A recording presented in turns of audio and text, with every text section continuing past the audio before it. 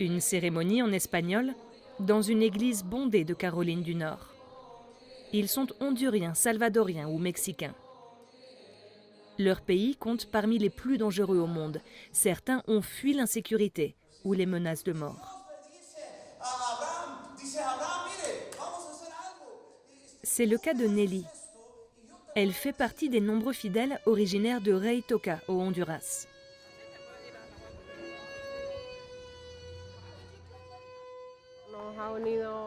On est unis par une solide amitié qu'on a rapportée de là-bas et par notre lutte pour défendre notre rivière. Pour nous, cette rivière représente notre vie à tous.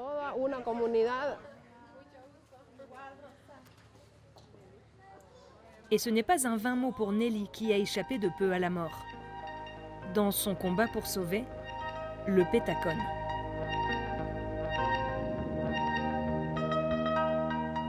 Ce n'est plus qu'un fragile filet d'eau.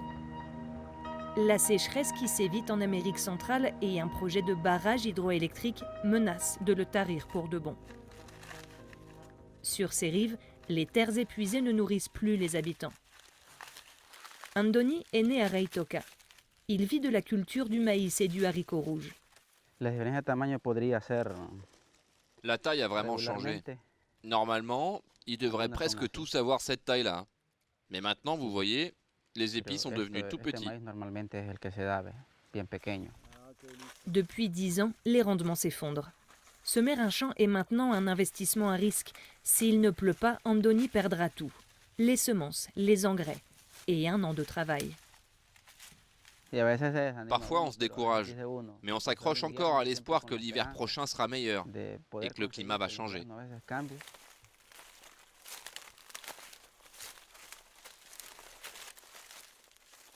À Rey Toca, les surfaces cultivées se réduisent comme peau de chagrin. Ce champ n'est plus qu'une jachère. Quand on voit des champs abandonnés comme ça, ce n'est pas parce que le propriétaire n'a pas envie de travailler, mais parce qu'il ne pleut plus.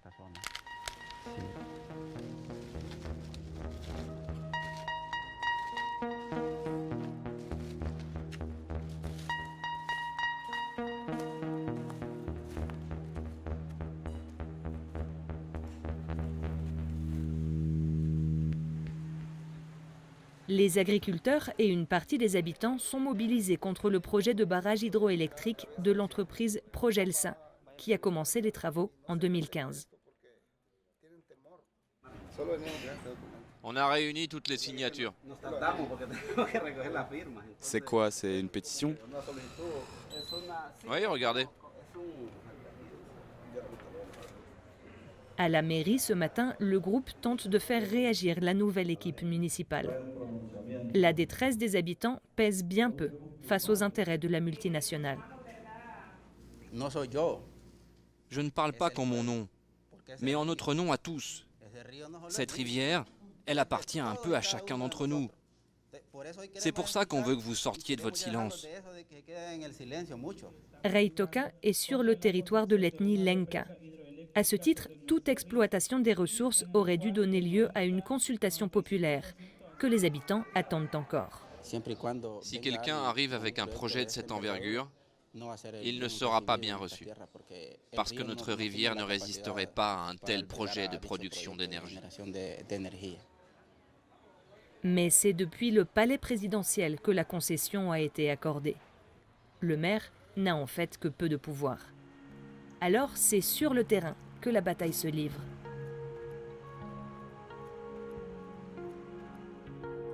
Les habitants viennent constamment s'assurer que les travaux ne reprennent pas à leur insu. Déforestation, déviation du cours d'eau, pollution par les sédiments. Les alentours de Rey Toca portent de profondes cicatrices. On s'est vite aperçu que la rivière souffrait gravement. L'eau a commencé à baisser. Au moins 3 espèces de poissons qu'on consommait dans le village ont disparu. On en avait pourtant en abondance. On avait un crustacé qu'on appelle ici le chacalí. On avait des crevettes, des huilines, des huapotes, des temepechines.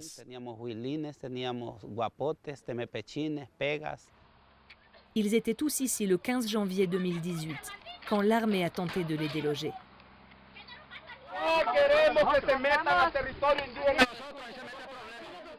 Dans la confrontation, 2 habitants sont blessés par balle. Mais le lendemain, Progelsa rassemble ses machines et abandonne le chantier. Les travaux sont à l'arrêt depuis. Une victoire encore incertaine et fragile pour les habitants.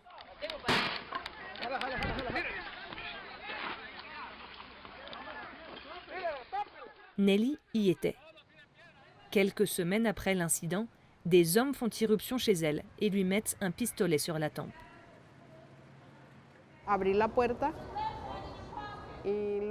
Quand j'ai ouvert la porte, des hommes cagoulés et vêtus de noir sont entrés de force.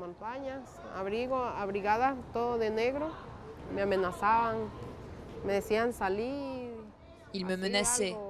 Ils me disaient « Fous le camp !» et ils m'appelaient par mon nom. « Tu vas crever, Nelly !» C'est ce qui l'a décidé à fuir le pays. Ah oui, j'ai ce document aussi. Oui, mais ce n'est pas très important. C'est juste pour qu'ils sachent avec qui tu vis. Nelly parle encore mal l'anglais. Elle compte sur sa nouvelle amie Ariana pour la guider dans sa demande d'asile. Son fils et sa fille de 20 ans, militants eux aussi, ont préféré rester à Reitoca. Mes 2 enfants m'accompagnaient dans tout ce que je faisais. Et j'ai peur pour eux. Je les ai suppliés d'arrêter. Je ne sais pas si c'est moi qui leur ai inculqué ou s'ils ont cet amour de la nature ancré en eux. Mais j'ai peur de recevoir une mauvaise nouvelle un jour.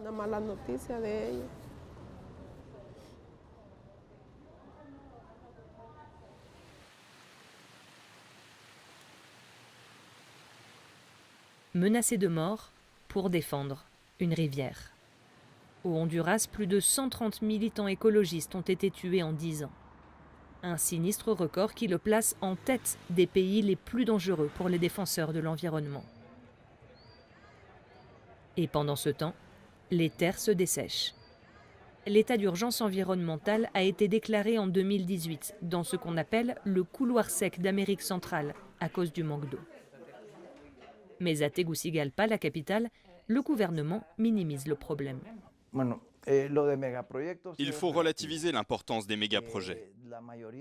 La majeure partie des barrages sont des petites structures qui profitent d'une chute d'eau sans dériver le cours de la rivière et sans en changer le débit. Et quand on leur accorde la concession, la priorité est de garantir l'accès à l'eau des populations locales.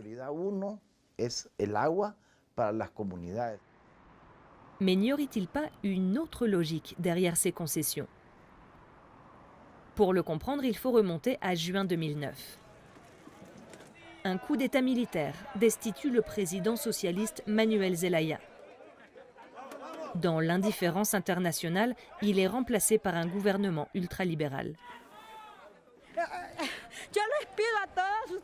Je demande de l'aide à toute la communauté internationale. On veut la constituante.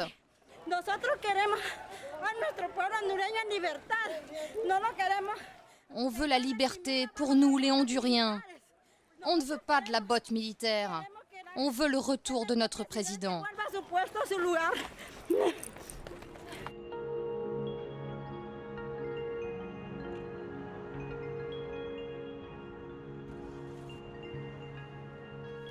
Peu de temps après, 89 concessions minières et hydroélectriques sont accordées en catimini, sans consultation des populations.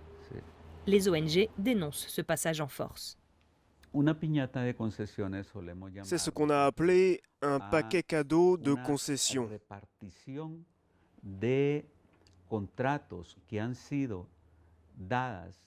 La répartition de contrats accordés de manière arbitraire à des entreprises à qui le parti au pouvoir devait des faveurs. Dans la politique hondurienne, la corruption n'est jamais loin. Avec ces nouvelles infrastructures, le Honduras peut produire 6000 mégawatts d'énergie hydroélectrique. Mais aux heures de pointe, le pays en consomme à peine 2000.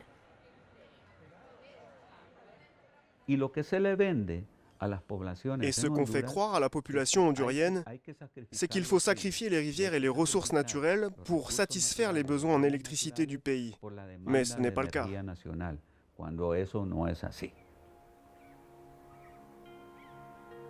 Les millions de dollars de grands industriels affluent dans le pays, alors que les habitants, eux, sont contraints de le quitter.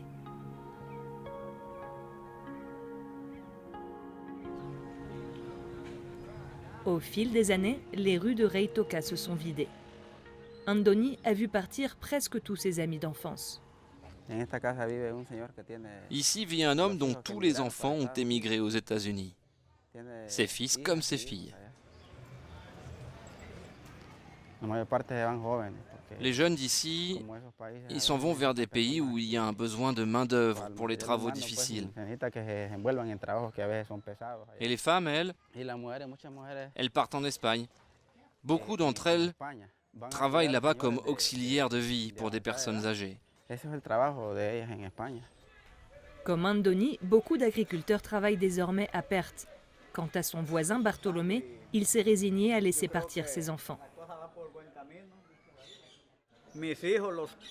Mes 4 enfants ont fait des études supérieures et mes 2 aînés n'ont rien trouvé ici. Ils ont dû s'en aller. Ici, les études ne valent rien.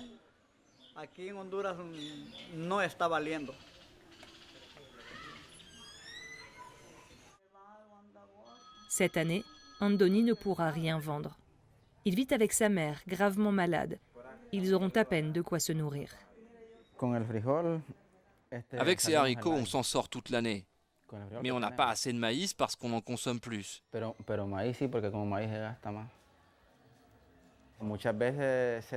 Les prix ont beaucoup monté. Quand il y a de la sécheresse, des spéculateurs accaparent les stocks et viennent ici pour les revendre très cher. Seul espoir pour passer l'année, le frère d'Andoni, qui a émigré aux États-Unis.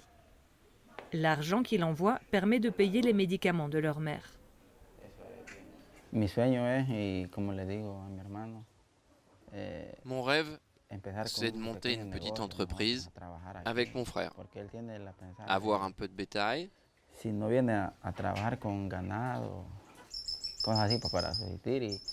on générerait de l'emploi ici dans le village, on en a un grand besoin, vous savez. Andoni n'a pas vu son frère depuis 8 ans. C'est sûr, j'aimerais être à sa place. Il a une bien meilleure vie que moi. Quand je compare ce qu'il peut gagner en un jour à ce que je gagne, moi, rien à voir.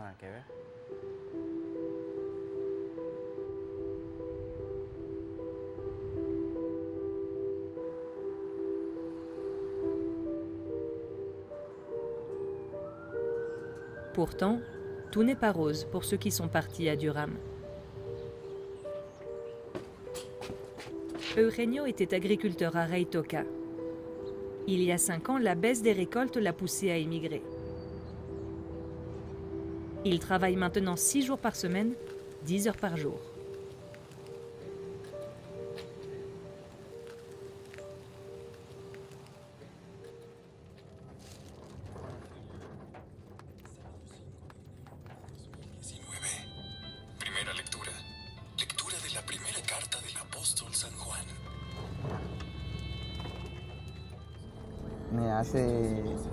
Ça me donne des forces pour commencer la journée. Je sais que Dieu m'offre un nouveau jour de vie et que je vais pouvoir faire quelque chose de bien pour ma famille ou mes amis. Peintre en bâtiment, il gagne $100 par jour et travaille en compagnie d'autres jeunes de Reitoca. Tous soutiennent dès qu'ils le peuvent la mobilisation pour sauver la rivière. Nous, on les aide économiquement Et eux, ils nous aident par leur attitude, l'énergie qu'ils mettent dans cette lutte, pour sauver cette rivière qui nous appartient. Elle était à nos pères, elle est à nous, elle sera à nos fils. On met toutes nos forces là-dedans. On ne va pas baisser les bras. Mais pendant toutes ces années, il n'a pas pu revoir sa famille. Il est en situation illégale, alors sortir du pays pourrait signifier ne jamais revenir. Il y a 8 mois, j'ai perdu ma mère. Elle est morte. Et parfois, c'est ce qui fait mal quand on arrive dans ce pays. On sait qu'économiquement, ça ira mieux, mais ne pas avoir revu ma mère, que j'aimais plus que tout, ça n'a pas de prix. 2 mois après le décès de sa mère, sa sœur a dû être opérée d'un cancer. Son père est lui aussi hospitalisé. Une charge que Eugenio assume en redoublant d'efforts.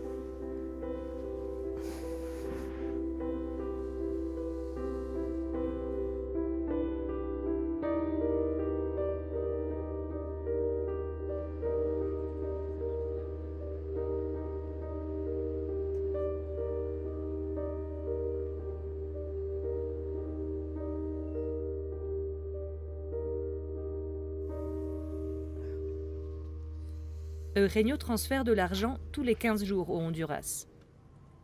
Je voudrais faire un envoi par MoneyGram. C'est pour le Honduras. 300 $.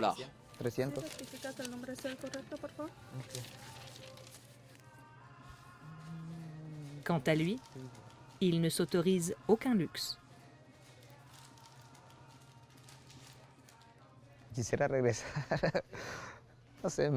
Je rêve de rentrer au Honduras. Dès que je pourrai. Mais je ne peux pas me permettre d'y penser. Nos familles sont encore dans le besoin. Mais aucun transfert d'argent ne résoudra le fléau de Rei Toca. La soif. C'est un rituel quotidien pour Mayra. Chercher de l'eau dans des puits de fortune.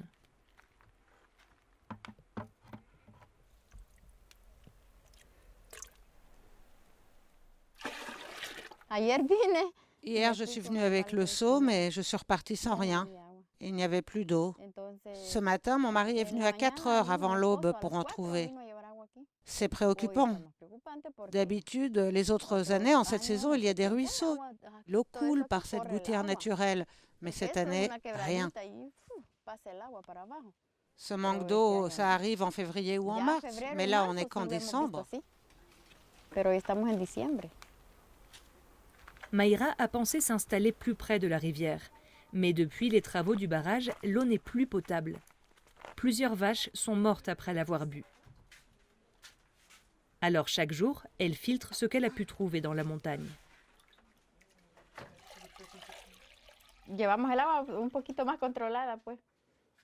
On contrôle toute notre consommation d'eau. On ne peut pas en gâcher une goutte. Il faut faire très attention.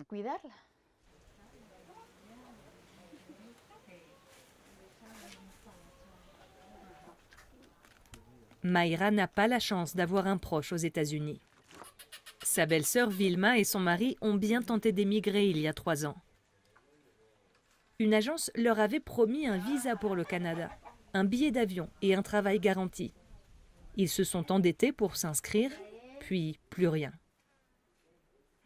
2 500 €, c'est le montant de l'escroquerie qu'il leur faut désormais rembourser. Si vous saviez la quantité de gens qui se sont fait avoir comme nous. On s'est rendu compte qu'un tas de personnes étaient censées faire ce même voyage. Et rien. Cela fait 3 ans qu'on attend. Le mari de Vilma est parti travailler à la capitale pour éponger la dette. Mais il ne gagne que 5 $ par jour. J'aimerais tellement sortir de ce pays pour offrir une vie meilleure à mes enfants. Mais quand je pense à tout cet argent qu'on doit, on en perd le sommeil la nuit. Je prie pour que mon mari trouve un travail décent, pour qu'il puisse payer sa dette.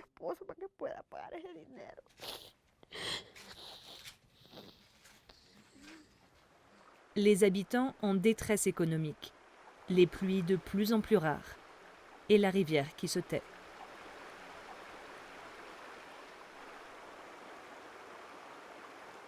Andoni et ses amis ont installé un poste de surveillance dans la montagne. Ils espèrent qu'aucune pelleteuse, aucun convoi militaire ne s'approchera plus de la rivière Petacón. Bien sûr, on pourrait émigrer, mais on aime tellement cette contrée qu'on veut se battre pour elle ici. Je sens qu'on pourrait donner notre vie pour cette rivière.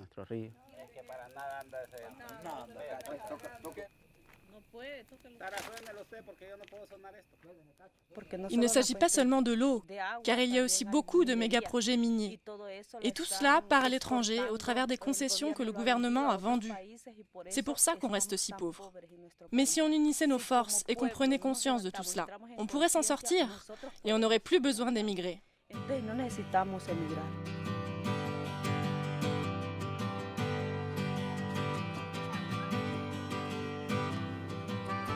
À des milliers de kilomètres de là, Reitoka revit certains soirs.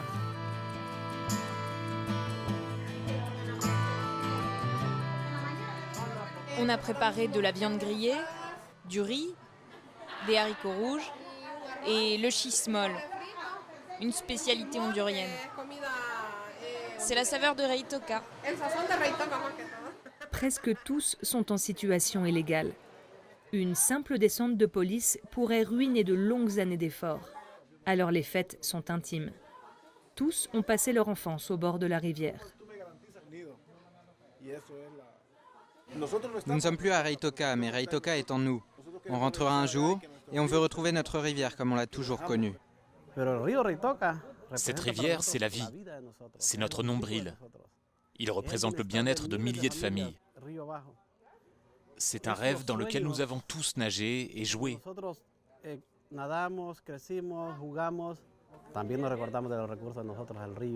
On est conscient de nos richesses, les arbres, l'eau, la montagne, tout ce qui a été détruit ces dernières années. Et prenez-le comme vous voudrez, mais la ligne rouge a été franchie. On en a assez. Le Honduras, un des pays les plus violents et les plus pauvres du continent américain, mais qui compte sur le soutien inconditionnel de ceux qui y ont grandi. Je voudrais dire à tous ceux qui ont des enfants nés ici qu'ils leur sèment un peu de cet amour pour nos traditions, notre culture et pour nos villages.